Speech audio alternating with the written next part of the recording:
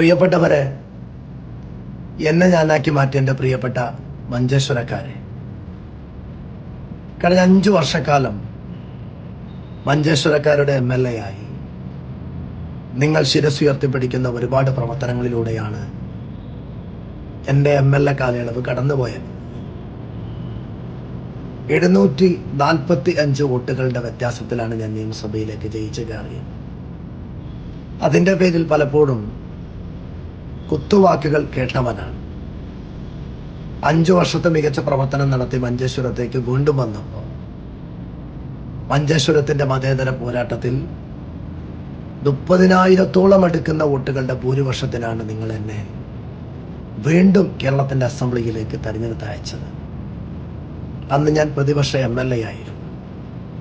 ഇന്ന് UDF-ന്റെ നമ്മുടെ ഗവൺമെന്റ് കൂടി അധികാരത്തിലേറ്റിരിക്കുന്ന സന്തോഷത്തിലാണ്. തീർച്ചയായും അതിർത്തിയിലെ മഞ്ചേശ്വരം മണ്ഡലത്തിൽ ധാരാളം പ്രവർത്തനങ്ങൾ ചെയ്യാൻ ഇനിയും ബാക്കിയുണ്ട്. വികസന രംഗത്ത് ഇനിയും ഒരുപാട് കാര്യങ്ങൾ നമുക്ക് ചെയ്യേണ്ടതുണ്ട്. നമുക്കൊരുമിച്ച് വോട്ട് ചെയ്തവനും ചെയ്യാത്തവനും എല്ലാവരുടെയും MLA ആണെന്ന് ഉത്തമ ബോധ്യമുണ്ട്. കഴിഞ്ഞ 5 വർഷവും ഞാൻ ആരെയും ഏതെങ്കിലും രീതിയിലൊരു വിവേചനം ഞാൻ കാണിച്ചിട്ടില്ല. ഇനിയും അത് കാണിക്കുകയുമില്ല. 21-ാം തീയതി മെയ് മാസം രാവിലെ 9 മണി മുതൽ രണ്ടാമതായി MLA ആയി തിരഞ്ഞെടുക്കപ്പെട്ട എൻ്റെ സത്യപ്രതിജ്ഞ കേരളത്തിൻ്റെ അസംബ്ലിയിൽ വെച്ച് നടക്കുകയാണ്. നിങ്ങളെല്ലാവരെയും മനസ്സുകൊണ്ട് ക്ഷണിക്കുന്നു. പ്രാർത്ഥിക്കണം. എല്ലാവിധ നിങ്ങളുടെ പിന്തുണയും പ്രാർത്ഥനയും ഉണ്ടാകണമെന്ന് അഭ്യർത്ഥിക്കുന്നു.